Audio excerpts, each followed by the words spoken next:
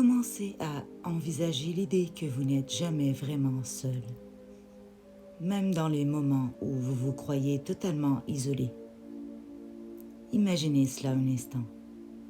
Et si quelque chose existait à vos côtés, une présence sans forme, sans visage, sans voix, quelque chose qui perçoit chaque pensée que vous entretenez, mais qui demeure silencieux, quelque chose qui se nourrit du poids de vos émotions les plus denses, en tirant sa substance de fréquences que vous pourriez ne pas voir. Que se passerait-il si de telles entités existaient réellement? Des entités qui consomment votre énergie vitale aussi naturellement que l'eau s'écoule vers le bas. Ce n'est pas une métaphore, ce n'est pas une superstition, c'est une cosmologie précisément formulée. Articulée par les alchimistes, les mystiques et les occultistes, à travers les siècles, dans les vastes archives ésotériques de l'humanité, ces entités occupent une place constante dans la compréhension invisible de l'esprit humain. Dans les vastes archives ésotériques de l'humanité, ces entités ont porté plusieurs noms. Les anciens les appelaient les formes larvaires du plan astral. D'autres les désignaient comme des démons vivant dans des dimensions invisibles. À l'époque moderne, certains les interprètent comme des formes de pensée autonomes, des projections de la conscience ayant acquis une existence propre. Elles se nourriraient alors de l'énergie psychique, la même qui les a engendrées. Mais les noms importent peu. Ce qui importe, c'est ceci. Elles existent. Et il est possible que vous soyez en train d'en nourrir une en ce moment même, sans le savoir. Vous l'avez déjà ressenti, cette fatigue inexplicable qu'aucun repos ne parvient à dissiper.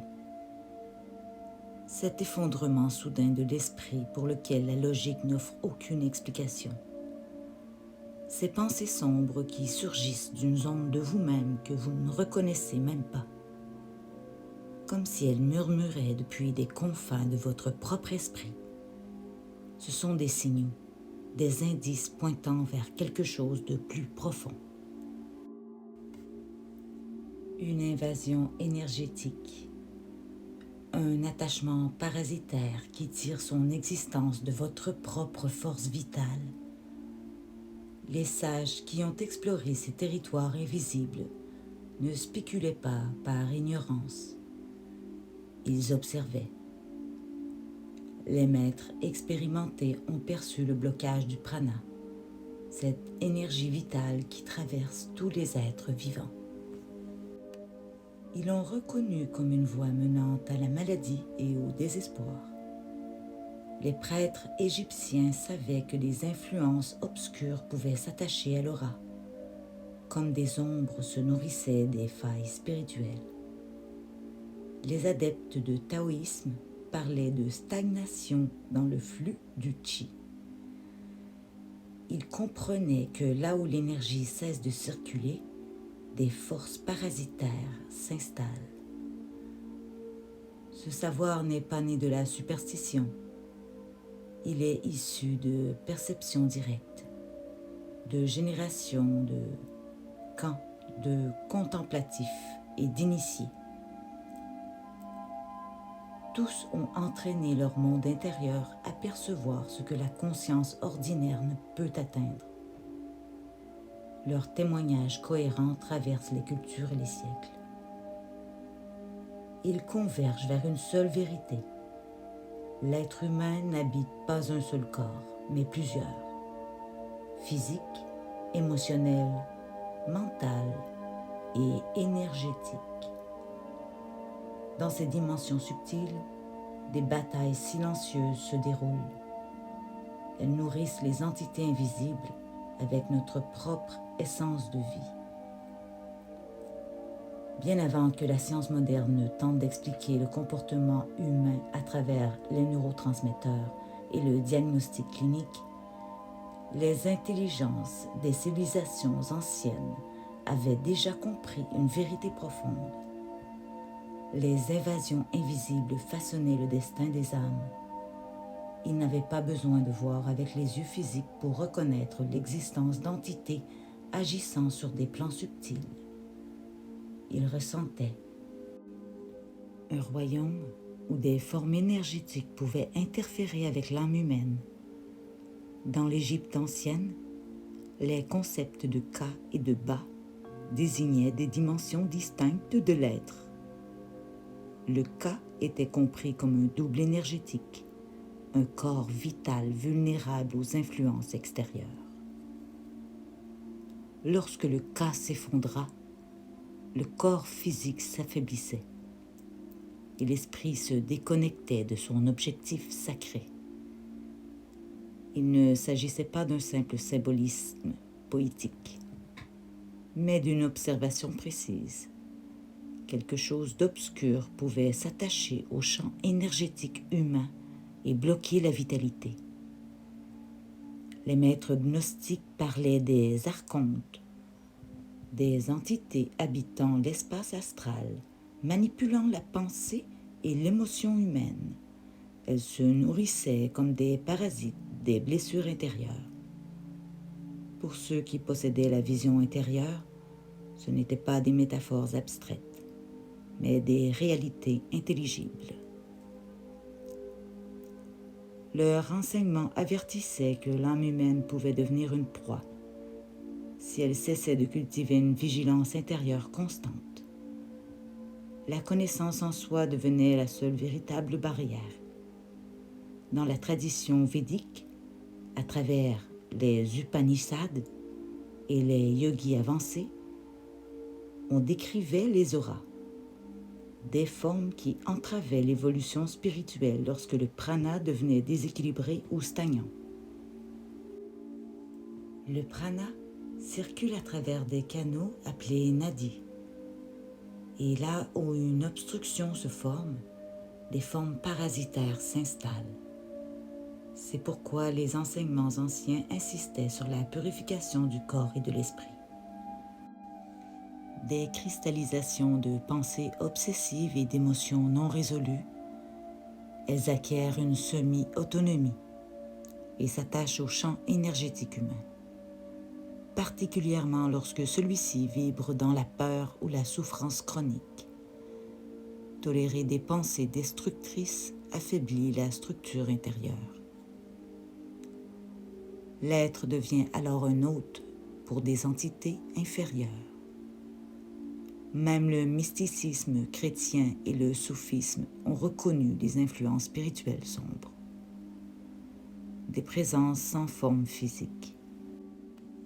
Ce sont des catalyseurs s'activant lorsque le champ spirituel est fragilisé. Toutes ces traditions convergent. Vous n'habitez pas votre corps seul. Vous êtes un espace partagé, un champ traversé. Et tout ce qui entre n'est pas neutre. Tous les fantômes ne sont pas imaginaires. Tous les voleurs ne portent pas de masque et n'entrent pas par les portes. Certains se glissent silencieusement à travers des fissures de votre champ énergétique. Ils se déguisent en pensées persistantes, en émotions qui refusent de partir, en habitudes qui vous détruisent lentement de l'intérieur.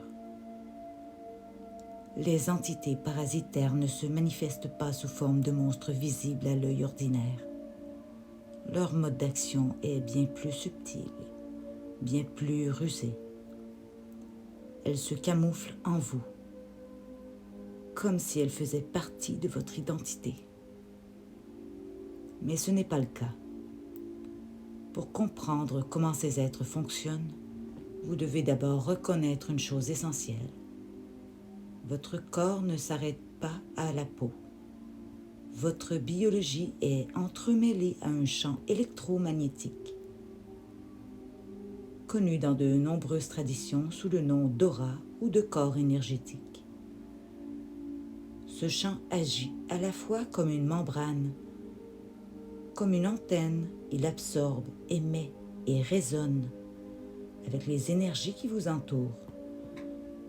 Lorsqu'une personne vit dans des états émotionnels chroniques, peur, culpabilité, haine, envie, tristesse, ce champ commence à se fissurer.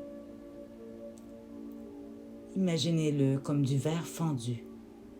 Il laisse désormais passer ce qui bloquait auparavant. Et dans ces zones de faiblesse, les entités parasitaires trouvent une opportunité de s'ancrer. Elles recherchent une affinité vibratoire. Si votre esprit est saturé de pensées de victimisation, vous attirerez des entités qui se nourrissent précisément de cette fréquence.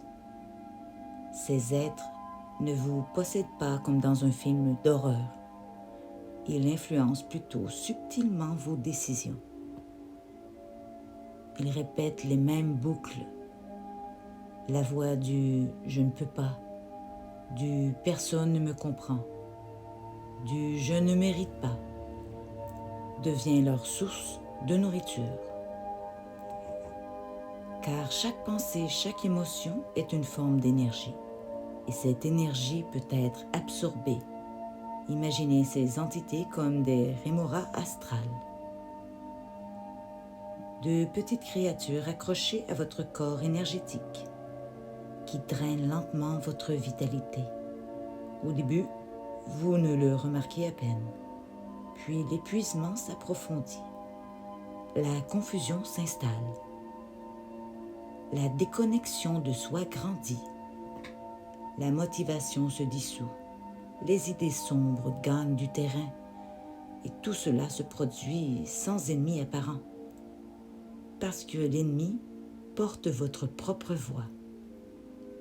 Une entité parasitaire se manifeste souvent à travers l'addiction, qu'il s'agisse du sucre, du drame, des relations toxiques ou d'une stimulation numérique incessante. Chaque addiction crée un circuit énergétique fermé qui se répète indéfiniment. Cette énergie est recyclée sans transformation, devient un terrain fertile pour ces êtres. L'aspect le plus troublant est le suivant.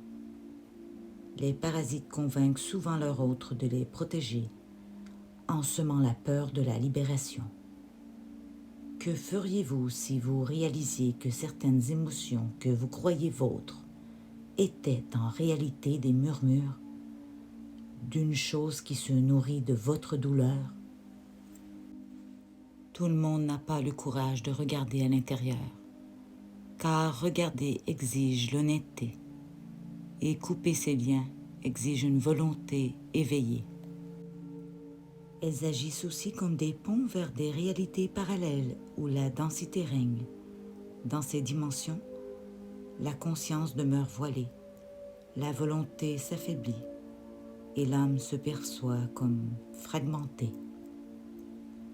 Toute émotion intense et prolongée, si elle n'est pas transmutée, devient une clé ouvrant des portes. La haine ajuste votre fréquence vers des plans où le conflit et la souffrance font monnaie courante. Lorsque vous vibrez constamment à ces niveaux, vous devenez perméable à des influences imperceptibles à la vue ordinaire, mais détectables par l'âme éveillée. Au travers des cultures toltèques, égyptiennes, hindoues, l'existence d'entités gravitant autour des champs énergétiques humains était reconnue. Elles attendaient les fissures, les vides émotionnels, les moments de négligence intérieure. Elles étaient décrites comme affamées, errantes, adhésives. Elles ne possèdent pas de forme définie, mais portent un besoin constant de nourriture vibratoire. Plus troublant encore, ces parasites s'entrelacent avec votre champ de mémoire émotionnelle lorsque le traumatisme frappe profondément. Abandon, abus, perte, humiliation, et demeurent non guéris. Un écho persiste. Une fréquence non résolue devient alors un point d'ancrage pour ces entités. Avec le temps, cette émotion non résolue s'amplifie artificiellement. Vous revivez encore et encore la même narration de douleur, de rejet, de manque. Cette boucle est entretenue en partie par des présences invisibles. Mais un élément plus profond émerge ici. Le consentement inconscient. Subir une attaque énergétique ne suffit pas à affaiblir le parasitisme. La véritable permission vient de vous. Elle se maintient à travers certaines habitudes mentales et des accords émotionnels non résolus, comme une serrure nécessitant une clé. Un parasite ne peut s'agripper sans une fréquence qui l'invite. Cela soulève des questions essentielles. Quelles sont vos alliances intérieures? Quelles pensées nourrissez-vous en silence chaque jour? Quelles émotions défendez-vous comme identité? Alors qu'elles ne sont que des blessures non guéries. Les réponses révèlent non seulement votre état énergétique actuel, mais aussi les liens invisibles qui vous retiennent. Certaines personnes, au début d'une méditation profonde ou d'un travail de réparation intérieure, rencontrent des résistances étranges, des sensations dans le corps, des pensées désalignées de leurs histoires personnelles, parfois même des interruptions physiques au moment où elles tentent un contact intérieur. Ce ne sont pas toujours des blocages psychologiques. Parfois, il s'agit de tentatives de l'entité pour éviter sa propre expulsion. Car lorsque vous élevez votre fréquence, lorsque vous respirez profondément, lorsque vous choisissez le pardon et la gratitude, vous affaiblissez leur point d'ancrage et ils le savent. Vivre sans être envahi par des entités parasitaires n'est pas un luxe. C'est une nécessité pour toute âme qui cherche à grandir en conscience et en authenticité. Cette protection ne vient ni de taillissement, ni de secrets extérieurs. Elle naît de votre présence, de votre intention et de votre discipline spirituelle quotidienne. La première clé est le silence. L'une des plus grandes erreurs de notre époque est le bruit constant. Nous nous entourons d'informations et de stimulation continue. Or, le silence est une médecine ancienne. Consacrez 10 minutes par jour à rester assis avec soi-même, dans un silence total. Vous n'avez pas à être un mystique érudit ou de vivre isolé dans un monastère. Ce qui est requis, c'est de la présence, la clarté et la volonté. Purifiez chaque relation, bénissez chacun de vos repas. Chaque nuit où vous nettoyez votre champ avant le sommeil avec une intention claire, affirmez « Seule la lumière demeure ici ».